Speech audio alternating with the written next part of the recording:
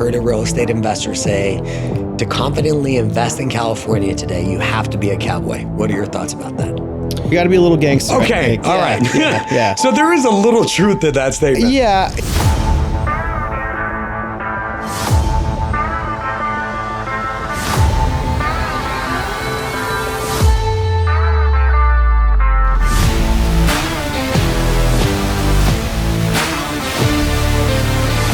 Ladies and gentlemen, boys and girls, welcome to... Okay, we're not going to do that. That was just a joke. That was a little fun.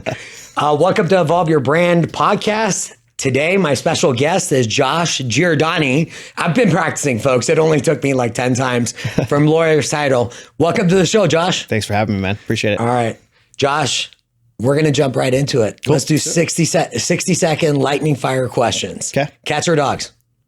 Dogs. LA or New York? Ooh, LA? Favorite car? Porsche GT3 RS. Okay. Is that what you drive? I do have a Porsche, but not a GT3 RS. Yeah. Okay. Favorite watch?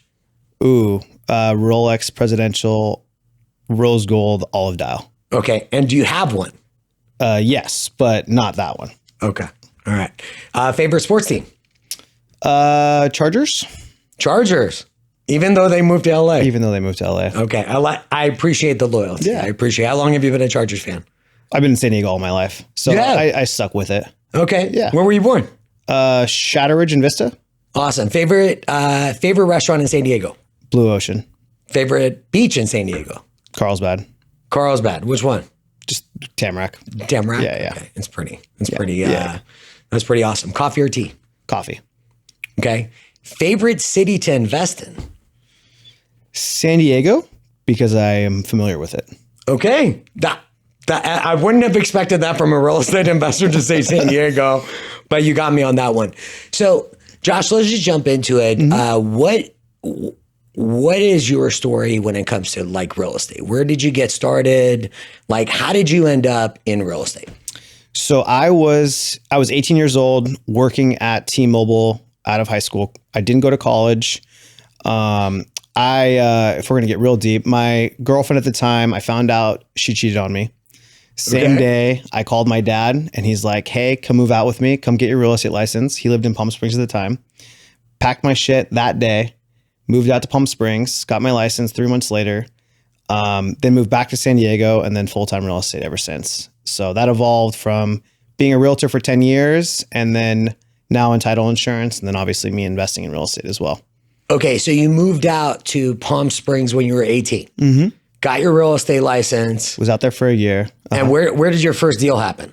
Palm Springs. Do you remember your first deal? Yep. So, okay, What was the best part about your first deal? I got the lead from Craigslist. So this was like back in the day when like Craigslist ads worked. Right. So my dad, he's a broker out there. He owns a brokerage. Okay. And so he was listing REOs back in the day through banks. And so all of the leads or all of his deals, I was able to market and advertise them. So I would put them on Craigslist. Right. And sure enough, I've actually back then, and this was 2009, 2010, sold multiple houses through Craigslist, which now is probably unheard of. People think it's probably, I'm sure it's probably a scam now. Right. But back then, I sold multiple from Craigslist. So that was my first sale was directly through Craigslist. That's freaking hilarious that you sold your first house through Craigslist. It was $135,000. Back then it was like stuff was like, it was in Palm Desert. Now everybody in our audience is going to start crying that there is actually homes available in California for $135,000. Yeah. So you were an agent for 10 years. Mm-hmm. And what was the best part about being an agent? What were you passionate about with regards to being an agent? So I had a unique, which kind of translates into where I'm at now today, is that because of those experiences with my dad in the foreclosure industry and all of that, I had investors who were constantly reaching out to me to try to purchase any of the properties that were coming on the market that we had. So I started to learn what investors were looking at for deals back then. Okay. So I never really enjoyed the traditional real estate side, selling to friends and family. Also, I was in my early 20s when I was selling houses. So like people trusting me to buy a house, their biggest decision when I'm like 21 years old. Right. I was insecure about that. So I just tended to work with investors because it was more of a business transaction. And it was, hey, if the numbers make sense, they'll move forward. And if they didn't, we'll just have to go and find the next deal. So, yeah. You want to hear, I'm curious on what you have to say about this. I heard a real estate investor say, to confidently invest in California today, you have to be a cowboy. What are your thoughts about that? I mean, obviously with the way that the rental laws are, I'm assuming that's probably what they're talking about. Right. And if it's not that, then the competition is obviously very high and you have to know what you're doing and have good relationships and have a really good reputation on closing on deals. So that could be why they're saying that, kind of the twofold. Okay. Yeah. Do you think you have to be a cowboy to be a real estate investor? You got to be a little in California? gangster. You got to be a little gangster. Okay. All right. Yeah. So there is a little truth to that statement. Yeah. And not like in a sense of like, it has to be, you're being difficult or shady. It's just like you're dealing with multiple offers in most cases. Right. And it's a little different than traditional real estate. Whereas like there's still multiple offers with traditional, but with investors, it's like, we're all running the same numbers. So it's like, who's going to take the tighter margin of the two, or get creative with terms, or not have inspections, or just have some serious cojones to like move forward with, giving your deposit up and just walking into it with 0 inspections and closing on it. It's interesting that you're in the investor side of things because like, let's just talk about the media. What's your opinion of how real estate in San Diego, we'll just talk about this market.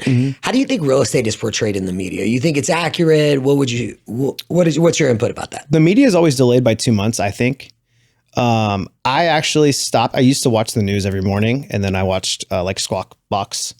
But I stopped I stopped engaging in any of it. Okay. And I think it had a lot to do with what's happened like over the last year and a half with just where our market has been, because we are in a very micro market where outside areas could be completely different in terms of how their market is compared to what San Diego is.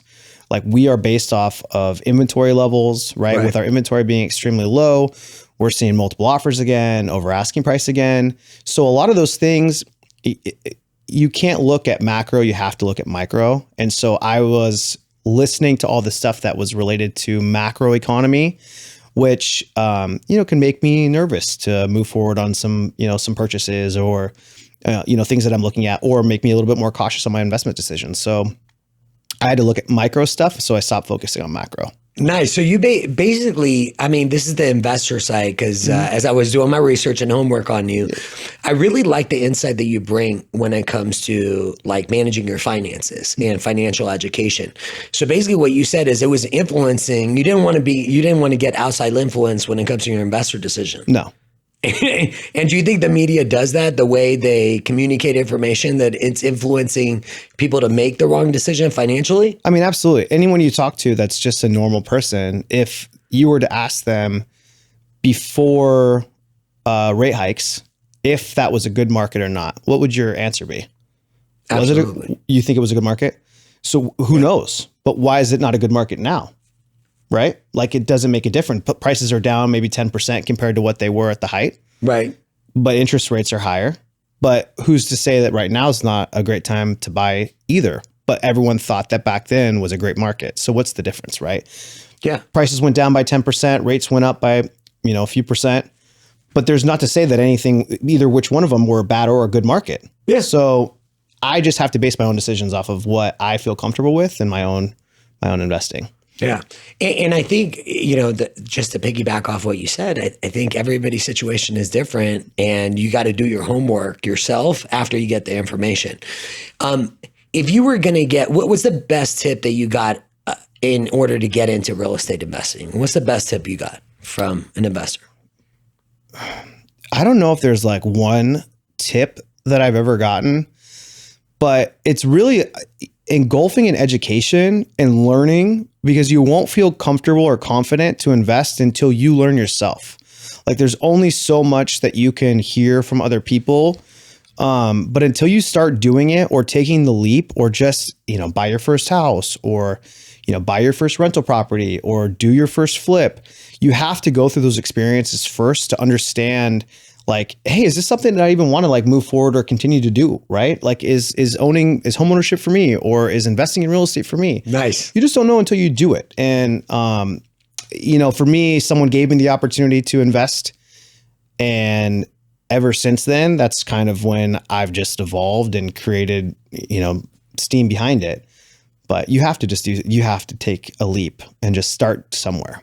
Do you recall your first real estate investment property that I was involved with? Yeah. Yes. For yourself. For like myself. Your own personal one. Yeah. What was the biggest lesson you learned from it? Well, okay, I'll go back to the first one. So because I'm in title insurance, there's always, my agents who are looking for an investor to buy one of their deals or buy one of the houses that are off market that needs an investor, right? That they're not going to qualify for financing or anything like that. So one of my agents had reached out to me and they asked me, and I, my partner now, who I do all my flips with, I brought him involved, and he's like, well, why don't you go in on this with me? And I'm like, well, what does that look like? Like, no one's ever asked me to do that no one's ever asked me. So when was this, Josh? This was, I think, 3.5 years ago now. Okay. So 3.5 years ago was your first investment property. Mm-hmm. Yeah. Yep. So, at that time I only had my W-2 job. I was still, working in title. I'm still obviously in title, but I only had my W-2 income. And, during that time period, I was just like, I don't know if like I could afford to invest all that money, because it was going to be $75,000 or $80,000 that we would basically split in half. We'd have to do on both sides. So 40 each. And I didn't know that I felt extremely comfortable doing it. So he's like, why don't I do this? Why don't I just give you equity interest in it?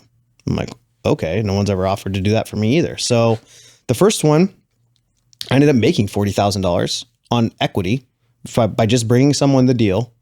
And I took that $40,000 and then put it into the next deal that I found. Nice. And then the next deal, and then slowly just started compounding from there. So to start out, I didn't have enough money to afford to, unless I was to pull out of 401ks or investment accounts, and I didn't want to do that. So someone gave me the opportunity to invest in one of their deals, and that's where the money came from. So like when people talk about like having no money to start, you can have no money to start and build up slowly. You just have to be creative. You do, yeah. Or and your connections matter too. No, for sure. That is the other thing. But that was bringing value. Like I brought value to him, where he was like, this kid's bringing me value. I see it. Like more deals are going to happen this way if I offer him like this 10% equity interest or 15% equity interest.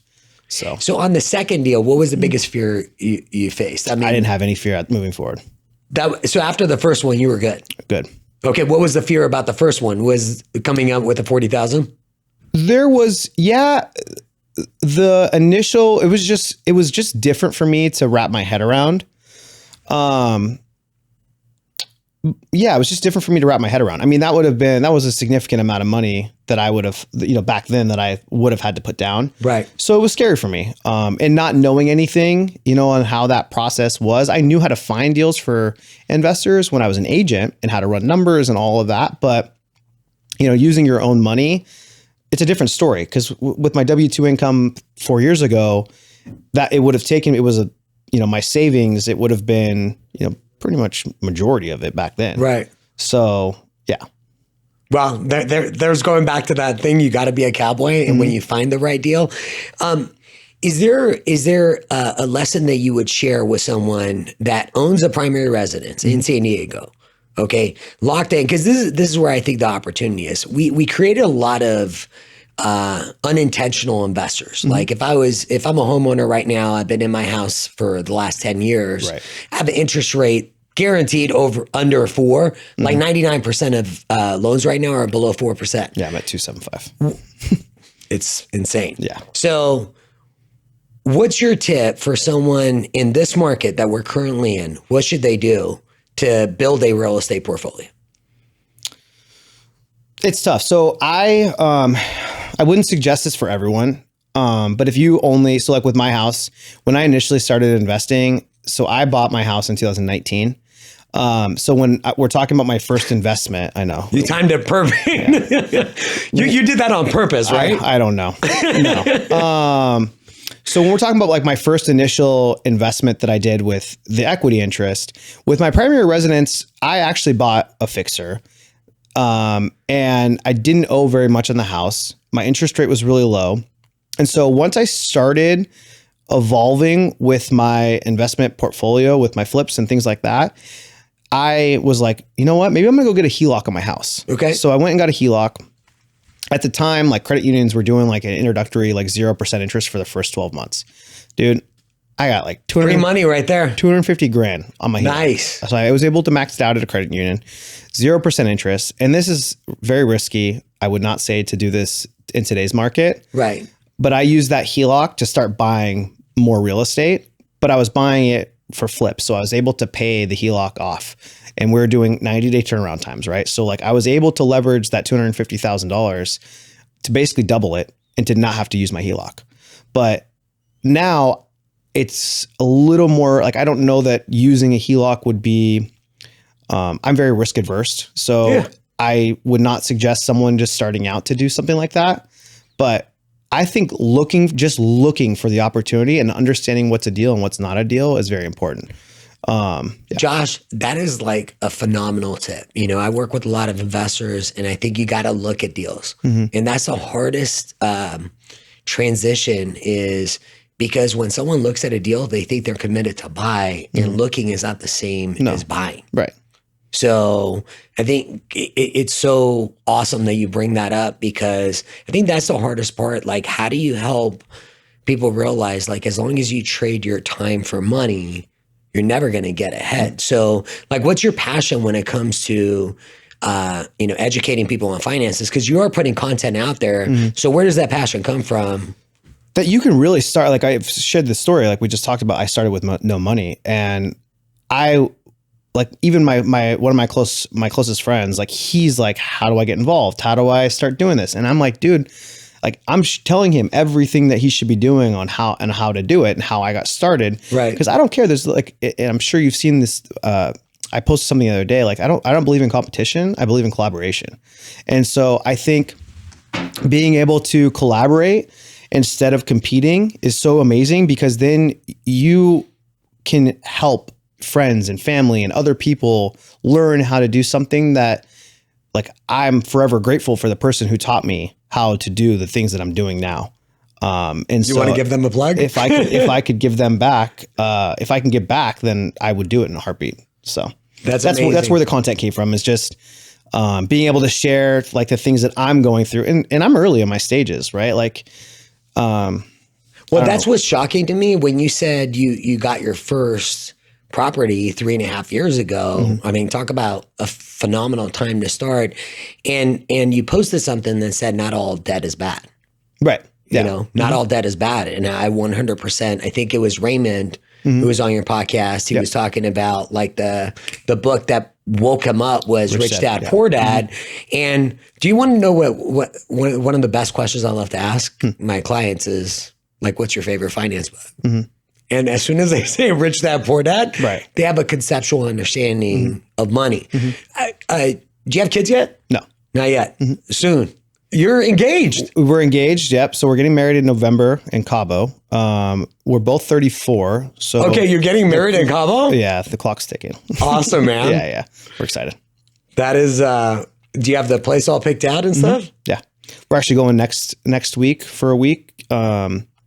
Venues picked and all that stuff. So we're doing our tasting, and we're doing like a little bit of tour stuff. We're staying at the hotel that we have the room block, because we haven't stayed there before. Okay. So, but that's like, it's been the fiancés and I like vacation spots. We'll go there like 3 or 4 times a year. What's your fiance's name? Whitney. Whitney. And how long have you guys been together? 6 years. Yeah. Congrats, man. Thanks, man. And we talked about it. This is the first one. So you're first one. Yeah. You're doing all first all and last, hopefully.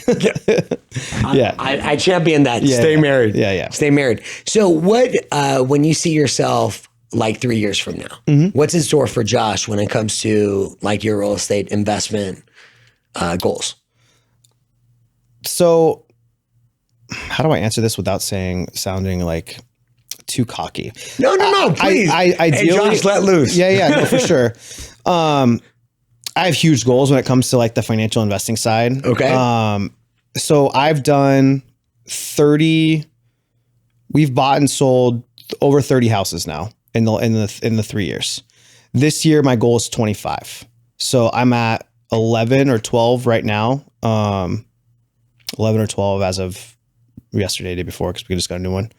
And then I just bought a place in Palm Springs that we're under construction on that I'm going to keep as an Airbnb. So my goals are massive this year, but flipping I'm using as income to then take that income and find other properties to invest in long-term real estate. So flipping is short-term cash. So I look at that as like your day job, right? Like for us, like title insurance and mortgage. So flipping to me is just a paycheck, but a massive paycheck to where I can put away on the side and then reinvest into my long-term portfolio.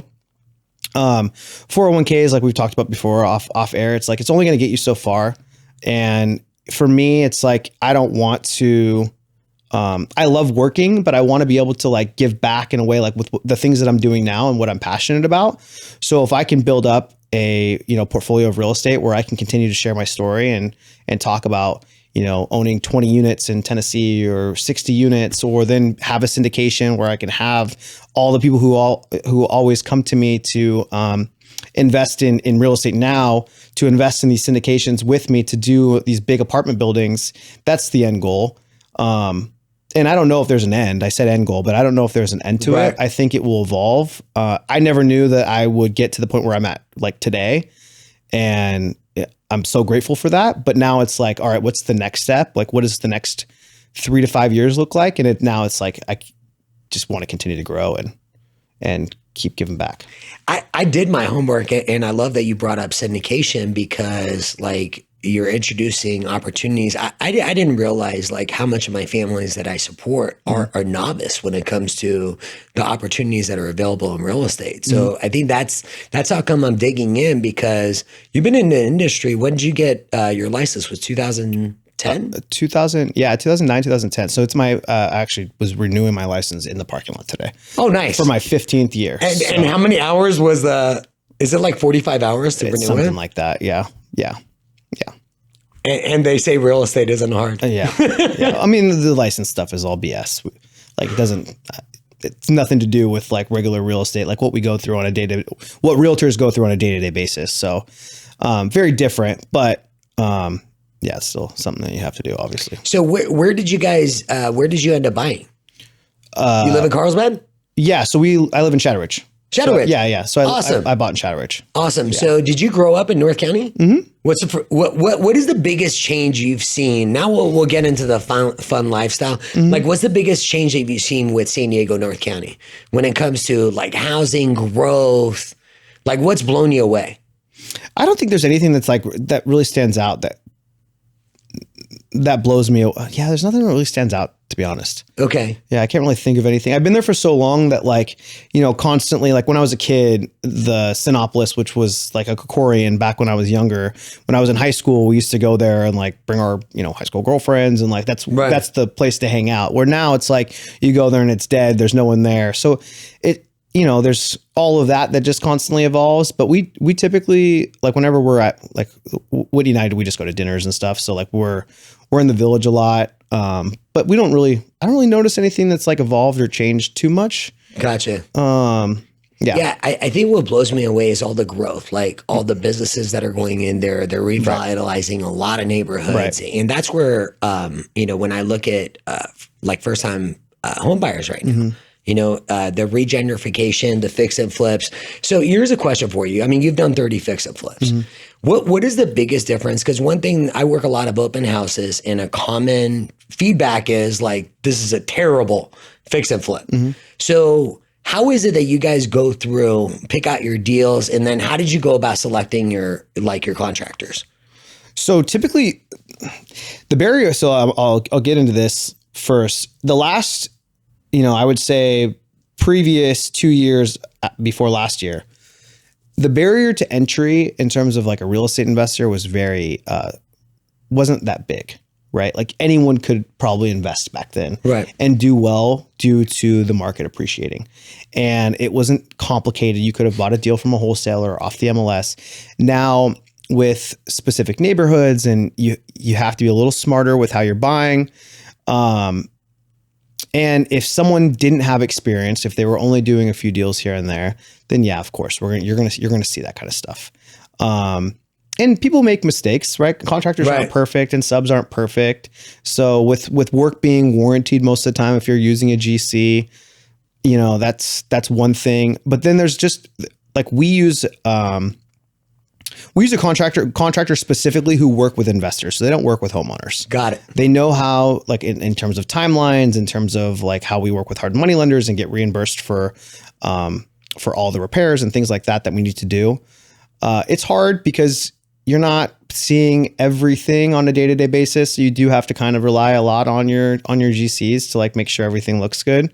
But I mean, we've definitely had times where we've sent them back and had them fix a few things that came up in the inspection reports, or like, if something came up like after the fact and you get a call, you have to you want to make sure that your work is warranted. So that's basically, I mean, the solution is like if someone was interested in a fix and flip, first time home buyer, family, just what should they expect when it comes to what should they look at when it comes to making sure that the work was done, and how should they communicate if they run into a problem? Yeah, I mean, obviously getting a simple home inspection is important, right? Right. And a lot of that stuff will come up on that. That would be my suggestion. And then ask the listing agent if the work is going to be warranted with the contractor, or if that was going to be possible after the fact. Like, hey, if something comes up, like, is there a way that I can call you and see if they'll come back out and fix little things here and there? But obviously, if they nitpick, no one's going to do it. But if it's like a big item that comes up, like my house, for example, when I remodeled my house, when they installed my sink, it started separating from the gap of the quartz to where the sink was. And it was like one of those big farmhouse sinks. So it was heavy. So I get it. But I just called my guy to come back out, and I was like, hey, this should be under warranty. Like, that's a big deal. Like, if it's separating from the quartz and not sealed properly, that's not normal, right? That's not normal wear and tear. It's not like I'm standing on the sink to make it go against the quartz. So, yeah. Yeah, it's these tips right here when I get, when we have real estate professionals on, it's like people walk into homes and they think everything is going to be perfect. Mm-hmm.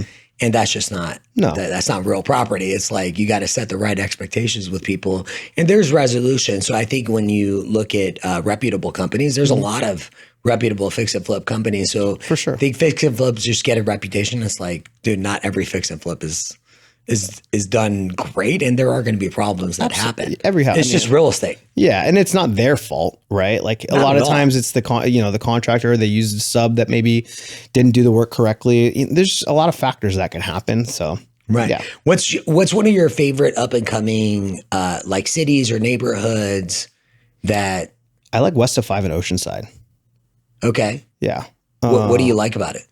I just feel like it's one of those areas that is going to become, with all the restaurant and the kind of the scene down there, I think it's just going to become something bigger, right? As it continues. It's always been one of those things, like growing up in North County, it's always been one of those areas that, like, when I was younger and in high school and stuff, when we go to the beach, I would stay away from Oceanside. It was maybe a little ghetto back then. Right.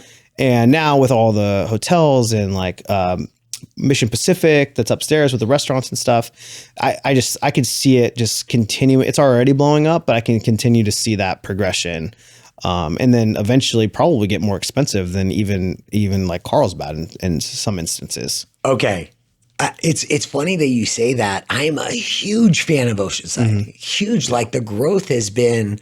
There's a couple of condos I saw when they got listed at 1.8, 2.4. I'm like, in Oceanside, and that was 2 to 3 years ago. Right. So how come you made the statement that you think Oceanside is going to be potentially more expensive than Carlsbad? What is it about Oceanside that stands out to you that would be a great place to buy in? I think there's just more growth opportunity. With Carlsbad, it's already pretty much built out. I mean, there's not a lot of land development left that people can do.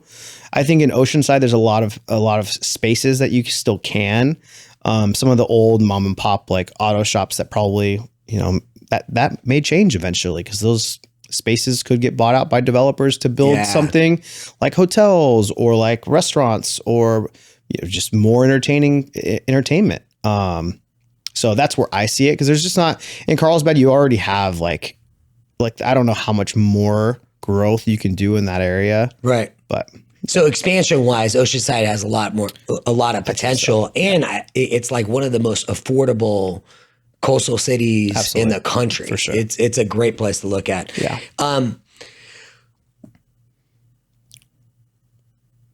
Shoot. No, it's all good.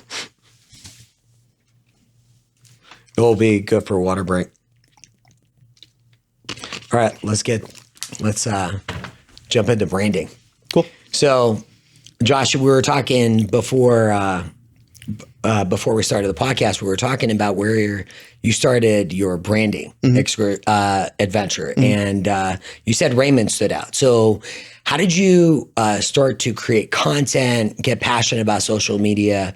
Where did that passion come from, and then where do you see branding going in our space in real estate? So my creative started when we'll go back to what we talked about in the hallway before we started. Sweet. So I was going through my weight loss journey. I was getting into fitness, and this was like 2016, 2017. And I decided to go on like a 6-month diet cut. And so I hired Raymond, online coach, who I did a podcast with, and he got me into probably the best shape of my life. But during that time period, him and I became super close friends. And he had a YouTube channel and a big Instagram following. And so I started posting my journey on Instagram back then. And then I started creating YouTube content related around fitness back then as well. And he was pushing me to do it. He's like, you need to be sharing this. You need to be sharing your outlet. Like, I'll tag you in all my stuff. And so I got to a point where I created this Instagram. I think I had like 45,000 followers back then. And organically. Yeah. Mm-hmm. And this is back in 2016? 16, 17. Holy smokes, man. Yeah. And then, so after my like cutting phase that I did, fitness has always been a passion. I love like working out and doing that, but it wasn't my career. Back then I was like just getting started in title. And I actually got fired from my first title company when I was going through like my weight loss cut because I love that you're vulnerable. You're like, I don't give a shit. And so I got fired and I was like, you know what? Like I can't, like this diet and doing like my fitness posting and my creative side was getting in the way of like my career. And I didn't see fitness as being like I didn't see my path being that. So I literally stopped completely. Raymond and I are obviously still friends, but that was like what started my creative outlet. And then in November last year, at some point, I started just seeing more and more content, and I was doing my investing stuff, and I was like, you know what, like, maybe I'm going to make some more content related to title insurance, and maybe I want to make some content related to like, motivational type stuff and real estate investing. And once I started doing it, like the older videos are absolutely awful. But then as I evolved and I started creating more and more, and then people started talking to me about it, and like this, where people are inviting me on their podcasts and things like that, where it's just open conversation, and you get to meet people that you didn't meet before. Right. And it was connected all through social media, which is a powerful thing. But that's the initial stem of my content creativeness was back in 2017, which now is what I love doing and what I already do. So I can relate it to kind of all of that. So with your branding strategy, I mean, it's funny that you left an account that had 45,000. And I just deleted it. You deleted it? Mm-hmm. Good for you. It's, I mean, back in the day, it was a lot easier to get organic, following. Back then it was just pictures, right? Yeah. It wasn't video. It wasn't, it was just pictures. And obviously I had Raymond's help. He had like, I don't know, I think he has like 150 something. Nice. Thousand. I started following him after I saw the podcast. I'm like, okay, this guy, he's a little different. It's a big following. And then on YouTube, I think it's around the same, like 100 something thousand subscribers. And then I was around people who also that he was with that had a big following. So I think it was, if I was by myself doing it, it would have been a different story. I don't think I would have gotten to that point. And it may have not have been 40, maybe it was like 30 something. It was still a lot for a very short period of time. But it just wasn't my passion. Like I still like to go out and have some beers and eat food, but like I'm still into fitness. I still go to the gym every day, but like I didn't want to feel like I had to like be, shredded or have a six pack all the time. It just wasn't healthy. Yeah, that wasn't your passion. And we were talking about like how important it is, especially like real estate is demanding. Like there's no on and off button. Like you're never turning off. It's always on. Like what is your goal with your brand as you go forward, over the next couple of years? You're in title insurance and it's different because most agents right now, I would say some of the best entrepreneurs in my opinion are in real estate. What are your thoughts about that? I 100% agree. Like we talked about, I think, real estate is one of the biggest, not tax loopholes, but you have the biggest tax advantages with owning real estate, right? Whether it's investing or primary residence. And that's why the majority of very wealthy people get involved in real estate somehow, some shape or form. My goals in regards to like my branding, it's constantly had to evolve, like what we've been talking about a little bit. I'm limited to the things that I've been initially was talking about, to where I'm unable to talk about those things due to title insurance. So it's just had to evolve a little bit more, which has been challenging. But I've just, taken the punches and kind of just maneuvered to how I had to maneuver. And for me now, it's like I'm just going to continue to put out content. My strategy related to my content is entrepreneurs in general. Okay. And since I can't necessarily talk about my real estate investing stuff anymore, I've just switched my podcast to all entrepreneurs in general. And now I'm focused on not doing just like shorts that I was just talking directly to the camera, but instead a collaborative short where it's like my podcast that I'm doing. So right now I'm doing 4 episodes a month. That can typically translate into like 20 short form clips. So my 4 episodes can then create 20 short form posts per month. So as long as I can continue moving that forward, that's the goal. Are you leveraging AI right now? So my editors do. Okay. Yeah. So the only thing that I use it for is I'll use it for captions sometimes. Okay. And then titles, but now they have AI. The episode that I just did last week, he's a social media guy, and he talks about how they have AI now for videos, to where you can literally upload the videos and it will spit out all of the bullet points of the conversation. Yeah. So which timestamp it is to recreate a short based on that specific timestamp, so you don't have to rewatch the whole clip again. So some insane stuff that comes around with AI. Bro, isn't it insane what they're coming out with?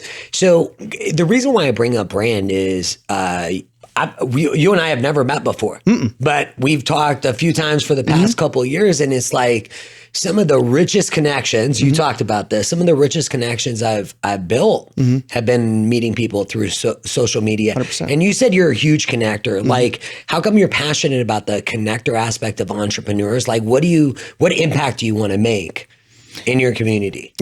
So I connect with entrepreneurs because that's who I am, right? That's how I think. And I think entrepreneurs think differently. You talk to any entrepreneur and they're thinking past 5 years, 10 years, they're thinking bigger, like what's next? How can I do this? How can I do that? And that's what I align with. So meeting people, and sometimes when they talk about like your circles, right? And like your network is your circle. Meeting people through social media actually recently has been great, because it's been meeting with different entrepreneurs in the way that they think, and then doing these interviews like this where you get to talk to people. Do you golf? I do. So not good. No, it's okay. But golfing with clients, right? You're on the golf course for 5 hours, right? Maybe have some beers, hang out. Those are like some of the best connections that I used to have. But now with these podcasts, when I'm bringing on entrepreneurs, it's almost like a different connection that you have. Instead of like being on a golf course, like you're sitting here having one-on-one, not a forced conversation, but you're having an hour-long conversation about what you're doing and your life and your goals. And it's just a different way to connect with people. Josh, this was all about your story, man. Yeah. I think, when you talk about being passionate with entrepreneurs, it really is like you wake up, there's no guarantees. You said W-2, man, I wish I would have had a W-2. Right now, it's like you don't perform, you don't need. Right. It's that simple in real estate. Like it is cutthroat and it's amazing. Like I love the journey. What is your favorite like part of being an entrepreneur? Like when you wake up in the morning, what is your favorite part about being an entrepreneur? It's like a curse and a Say it's it. more of a curse, but Say it. it's being extremely busy. Like busy to where like today I have back-to-back appointments all day. I'm not going to lie, exhausted, right? But those are the days where it's like you can push through, you can still have these conversations and can still spit shit out that like people can get from and takeaways. But yeah, that to me is the biggest thing. I love being busy. When I'm not busy, it almost makes me depressed. Like, and I feel like I fall into this like weird dark hole. San Diego real estate with the number of transactions going down has been really depressing recently. Yeah, in this industry, you have to stay like mentally strong in this industry. You do, and I'm grateful for it. You talked about doubling down. You know, right now, I really think it make more of a difference, bring more value, differentiate yourself more. So I think that's the key to being an entrepreneur. It's like, dude, you got to wake up every day, kick yourself in the ass that I got to go regardless of how tired I am. And you could just see that, like you embody that. What is I saw you listen to some books. What's the best book you recently listened to, and what did you take away from it? So I'm listening to a lot right now. So my you rotate books, you cycle through books all at the same time. I think I'm on book number 20 right now. Nice for the year. Yeah. So let's go. It's the first thing that I do every day. So on your iPhone app on your phone, you can set a goal to how long you want to listen. So my minimum goal is 30 minutes a day. And so a couple books that I really liked, and some of them I've already done before, but Millionaire Success Habits, Dean Graziosi. Okay. Really good one. Dean's awesome. There's a lot of takeaways from there about just being like super grateful. There was something about like him, and I still use this to this day, of like people who like I send texts to in the morning, just like, hey, super grateful for you. Like, thank you for doing this for me, or thank you for being a part of my life. And I don't do it all the time, but like I will remember because of that book. And I think it's important for people to realize, like my mentor, for example, like or any of your mentors or any of your friends or family, you know, sometimes just sending them that text, you're like, damn, that felt good to like not only send it, but then like sometimes when you receive those too, you're like, that felt good. Like, thank you for thinking of me. So where can our audience find you? Like, what are your handles? Go ahead and give yourself a plug. Yeah. And all the agents out there, I will share this. I'll hype you up myself. Thanks, man. Like, I am genuinely all about people that bring value, you know, because I think the goal is like, how do I differentiate myself, bring you value? Right. So for me, it's like when I meet agents that are looking for an entrepreneur, that's an investor that has experience, that's a connector looking to educate people on finances, I'm absolutely going to be connecting them with you. So where can our audience find you? And then for investor tips, hey, by all means, they can reach out to you there. Or you can't give investor tips, but where can they find you? Main thing is just Instagram, Josh_Giordani, Giordani. And then I obviously my podcast as well, Modern Mindset. So I kind of do something very similar to you in terms of interviewing entrepreneurs in the space. Yeah, well, definitely, we're going to drop all the handles. Also want to give a shout out to Icon Industries, the producer, and our wonderful, wonderful production team. Just want to thank you guys. Thank you so much for joining us on Evolve Your Brand podcast. Please drop your comments below. Reach out to Josh. Josh was phenomenal. I hope you got a lot of insight in regards to how to become a real estate investor. And Josh, thank you so much for being on. Thanks, man. Appreciate it.